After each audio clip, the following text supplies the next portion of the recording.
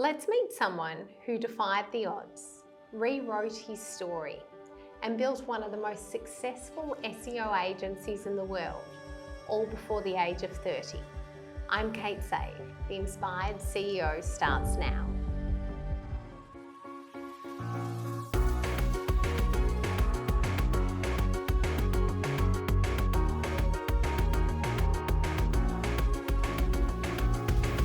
Welcome to The Inspired CEO, where each episode we explore the innovative wellness practices that are driving success and longevity in the modern business world.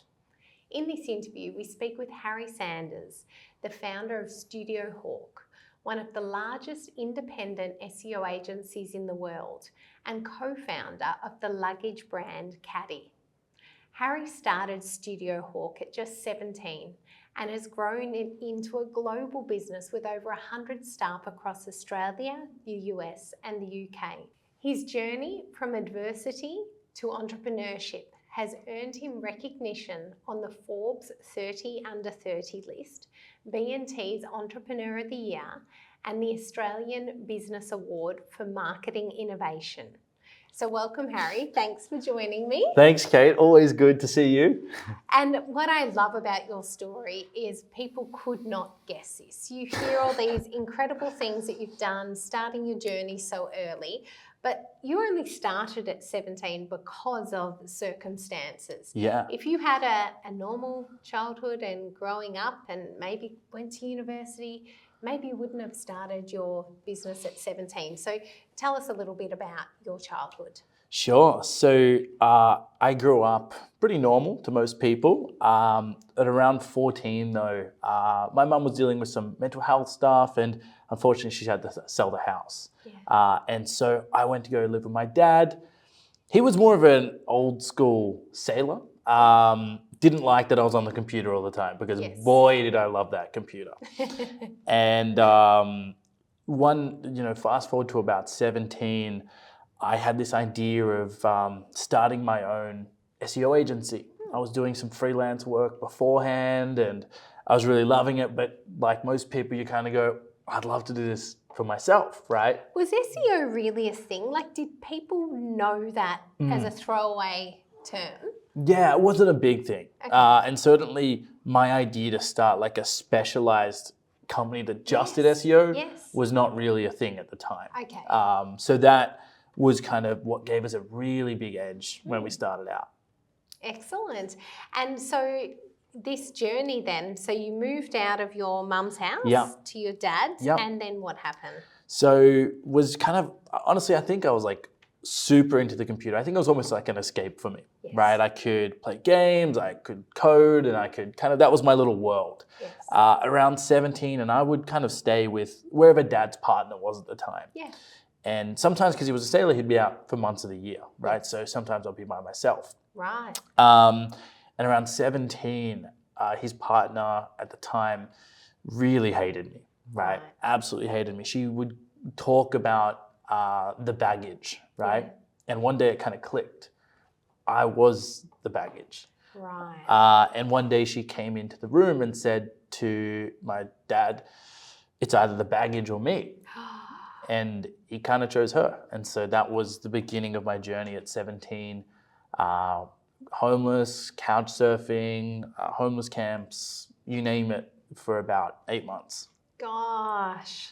Wow. And actually that trauma from your dad not choosing his son must have been a lot going on through your head as you're now finding somewhere to live. And how do you get started with work, from homelessness to getting a job or starting a business? Well, I tried to apply for jobs, but I had no confidence. And I was a very introverted person, Yes. right? And I really couldn't interview. I would stutter, and I didn't interview very well. Yeah. It wasn't until I met someone incredible on the streets quite early on called Brody, who helped show me who was good, who was trouble, and things like where to find a shower when you couldn't bear the smell of yourself. And he really helped me and helped guide me to find a social worker who I ended up finding called Kadi. Yes. And she was an absolute lifesaver for me. Wow. She kind of encouraged me. There was a government business program called Getting Down to Business, and she encouraged me to apply for that. I still don't really know why, but I did because I really wanted to. Eventually, my dream was to start a business. I hoped that maybe I'd get off the streets, whatever, but I ended up starting the business while on the streets, and met another mentor called Graham. And what did Graham do? So Graham took 17-year-old Harry. I might have been 18 at that point, and he taught me all about business. So he chose to be my mentor at this program, and he said, well, I said to Graham, I said, listen, I'm just trying to get a job. And Graham said, well, look, you can look for a job while you start a business, and it's going to help you with confidence. It's going to help give you something to do. And I was like, yeah, okay, that sounds all right. And he coached me on starting a business. And he took me to networking events. And oh my God, Kate, I cannot tell you how much I hated networking events. You hated them? Hated networking events. But he made me go because he said, this is where you're going to get business. This is where you're going to meet people. And so, I went to networking event after networking event with Graham until eventually I got my first client. And, as it happens in the business world, you get that first client. It was a local tradie. And I busted ass for this client, right? I did everything I could until I got referrals. And I got one more referral, and then I remember I thought, well, I think I was making $400 a month or $500 a month from these two clients. And I thought, I should get a share house. That was obviously my first thought. And September 12th, I'll never forget the date, I got my first share house. I remember walking into those four walls and just promising myself that I would never go through that again. Yes. And you've built at this stage a website too. So you were running a website. Tell me about that. Yeah, so I used to go to a place called St. Vinny's in Melbourne, and they used to have Wi-Fi, and I used to do calls there, I used to code there, and so I started there, building a website and going through all that stuff. I already knew how to make websites and do SEO because I've been doing that since I was 14. And they loved it at St. Vinny's because they had this young kid that was really determined to kind of do something. And that was where it all started, out of that little social housing centre. Amazing. And so how does it go from you servicing two clients to actually building an agency? When does that scale up begin? So when I created the brand, StudioHawk, I actually called it Studio because I thought it would just be me, right? And the Hawk, I just like the idea of the Hawk. I love the idea that Hawks had this specialized vision, and that was what we did. It was very specialized. So clever. And it was low syllable, so I was like, perfect. And I remember I registered the .com.au because that was like $8, but the .com was like $15, and I didn't register that. That was an expensive lesson. That cost me a lot of money down the line. But that was kind of, I always kind of had that name. And I ended up, as you do again, kind of got those 2 clients, became 4 clients, became 8 clients. And then I met this young gentleman at a networking group, and he was in SEO, and he said, it's such a shame that we've kind of connected. I actually have to head back home. And I'm like, what do you mean? And he's like, well, I'm behind on rent. I actually don't have any money. So I said, well, what if I gave you $1,000? How much would you need? And he said, $1,000. I said, what if I gave you that money and you worked it off? And that night I thought I did something good, and I went to bed and I realized, Kate, I accidentally hired someone, right? So that's your first employee? That was my first employee. Wow. So I was barely, looking after myself at that point, and I'd already accidentally hired someone. And I remember stressing out because I'm like, far out. This is bigger than just me now. This was never the plan. And now I've hired someone, and I've got to... That commitment. Right? And I've got to figure out, what I'm going to do. Okay, so you're still working out of a shared house? Yeah, I was working out of the shared house. And then that next step, you've got your first employee, and how many clients? How did you build from 2 clients? Honestly, it was just like we do today. We do good work for clients, and they tend to refer you. In our space, because we position ourselves as SEO only, no lock-in contracts. Word of mouth. It was huge for us. And so still today, one of the biggest channels in our business is word of mouth. And so that was always super important for us, and reputationally to nurture and to look after those few clients. And then it just kind of like a snowball, just compounded. And do you think word of mouth is scalable? In this day and age, I think a lot of people forget about word of mouth because it's not easy to track. Yep. There's no direct return on investment unless you're capturing that data. How do you scale word of mouth? Because you have. Yeah. You have. I think word of mouth, and when you think about scaling word of mouth, it is honestly, delivering a great product or service that people want to talk about. Yes. So Harvard have this thing called the value stick, right? And the idea is the difference between what someone is willing to pay for a good and service versus what they actually paid is called value, right? And the more value you create in that gap, the more likely you are to generate word of mouth. So when people are constantly trying to charge exactly what their product's worth, well, that's going to might increase your EBITDA and your profitability, but it will kill your word of mouth value because there's just not that much value. I'm happy with what I received or the service I received, but I'm not going to be raving about it, right? And so we're obsessed with creating that value. It could be perceived, it could be actual, whatever it is, but creating that for clients. And I love that. That's somewhere between Yeah. what people are paying and what they think they're getting. That's the true value. That's Exactly. incredibly powerful. And so now you travel the world because you've got offices in the US, Yep. in Atlanta, Yep. and you've got 100 staff. So where are your staff around the world? So we've got staff in Atlanta, in London, in Sydney, in Melbourne. There's about 5. We only started Atlanta about 6 months ago, and there's already 5 staff and about $1 million runway in US, which is phenomenal. Yes. And that's looking like it's just going to probably double again over the next probably even 3 months. Yeah. And how does that compare to scaling up Australia? When you're scaling in the US, obviously much bigger population, what do you see there? What's that vision look like? Well, I think it's interesting because in Australia, you've got a high cost of talent, right? People are expensive, and a low, people aren't willing to spend a lot of money, right? It's a smaller economy.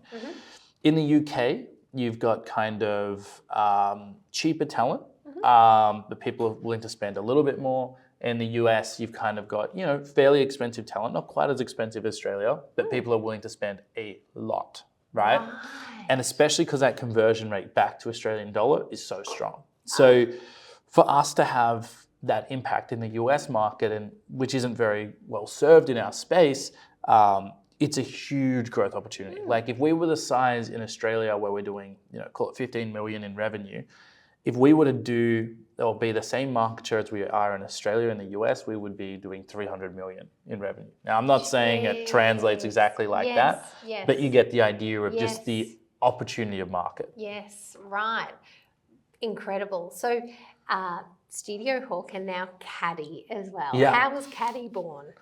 So I think after traveling the world a few times, you get some ideas of how suitcases and luggage should be done. Yes. Right? So I always had this idea, and I've had a lot of different luggage over the years, but I had this idea that, the way people treat luggage is it's kind of one size fits all. Okay. And I found that wasn't the case because you have family travelers, you have business travelers, you have, athletes that travel, and they all travel differently, right? And how I packed and traveled, I made it work, but it wasn't designed for me. Yeah. So we had this idea of creating, more personalized travel. Yes. So it's not released just yet, but we've got modularity coming out. We've got all sorts of really cool innovation in a space that traditionally hasn't had a lot of innovation. So true. Yeah. So hard shell's the big thing at the moment, but I love soft shell. Yeah. And there wasn't a really good waterproof soft shell material. So we developed a material so that it's as durable as a hard shell case, but doesn't get damaged by water. So those are the kind of things because, hard shell kind of opens 50-50. Yes. Soft's obviously at 90-10. So it's a lot easier when you're on the go. I'm going to be honest, I do not unpack my stuff when I go to hotels. I'll wear it. Yes. So it's a lot easier for me. Do you know what I think? When I think about this, I love a hard shell. However, when I travel, and it often happens, I don't have enough space. So then I buy a soft shell and I think, oh, I'm wasting so much money every time I go away buying another bag. I actually want my soft shell bag to go in my hard shell bag, so then I can unpack and have that duplicate That's actually bag. really cool. Yeah, 100%. Because I've done that twice now, and it cost me a fortune because I could buy a really cheap and nasty soft shell bag that I'll never use again, but that feels like a waste for the environment, the economy, everything. So then I'll go and buy an expensive soft shell, but then I don't pack it next time because it doesn't fit in my suitcase properly. And I don't want to carry an empty bag with me. So if it just went in there, then I can pull it out and I have 2 bags on the way home, 1 bag there. We'll have to see if that works. That's a good test. I love that. I'll get back to the office and start seeing if we can pack the soft shell in the hard. Yes, good. 100%. Awesome. And so after Kadi, is there anything else? So you've got your speaker circuit, lots of talking. So I've been doing a lot of speaking. So I'm an ambassador for an organisation called the Lighthouse Foundation, which is an association to combat youth homelessness and to raise money and awareness for something that, 26% of homeless people are aged between 12 and 24 years old, right? And shocking statistics that people just aren't aware of. So raising money and doing all sorts of stuff. So speaking, so I'm actually off to Washington in a couple of weeks. I just came back from Barcelona speaking there. So just talking about youth homelessness and the realities of going through something like that, because a lot of people, a little bit disconnected what they perceive homelessness to be like and what it's actually like. And you donate all of the money to the Lighthouse Foundation. So all that money, when I speak somewhere, always gets donated back to the Lighthouse Foundation. I don't take anything there. Yes, so incredible. And anything else that I've missed? Anything else that you're doing? I think, to be honest, I'm always I try and discipline myself now. I'm so incredibly lucky. I get so many great opportunities that people will come to me with, and honestly, they're just phenomenal businesses. Board seats or other businesses to get involved in or to help. But for now, I'm absolutely capped out, right? So between the US expansion of StudioHawk and the Australian growth in Kadi, which is in its first year did almost $3 million. So just expanding that and growing that's me tapped out, right? So I'm going to focus on those things. Well, you've got to go back to the office and get the bag within the bag. 100%, 100%. Whole new market there. Exactly. I'm very confident it'll fit, to be honest. So exciting. And is there anything, I guess, bigger picture that you'd like to do, because you're still so young? Is there an area that you think you haven't tapped into or you're open to, or just see what comes? Honestly, see what comes. I think being in the US and just positioning myself more around that just opens up a ton of opportunity. Because historically, I've been in Australia, I've been in the UK, but I've never really spent that much time in the US. And it's just, there's so much there. So I think the more time I can spend there, the more time I can acclimatize and get used to it, I think the more opportunities will come up. But there's nothing I'm really headed towards. I always say there's something for the heart, something for the head, something for the soul, right? Right now it's Lighthouse for the soul, StudioHawk for the heart, and Kadi for the head. These are the different things that I'm kind of working on.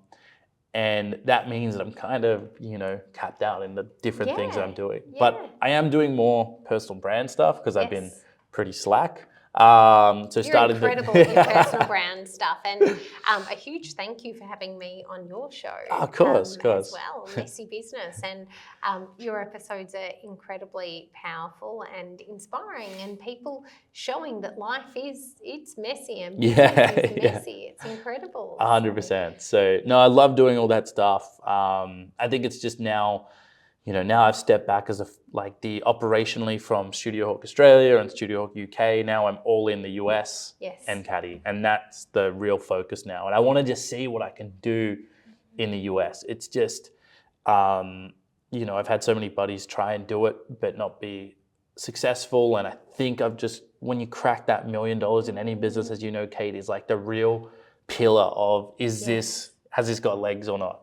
And so I'm really excited to now see that running. Probably a little too fast, but I Yeah. won't complain. Full speed ahead. Yeah, I'm sure exactly. you've done nothing. I mean, you started at 17, so you've got so much wisdom and experience that you can bring to the table and test and learn. Sometimes, but it's crazy to think it's been a decade now. It's been 10 years since I started this thing, and it's been awesome. And I don't have any, signs of throwing in the towel anytime soon.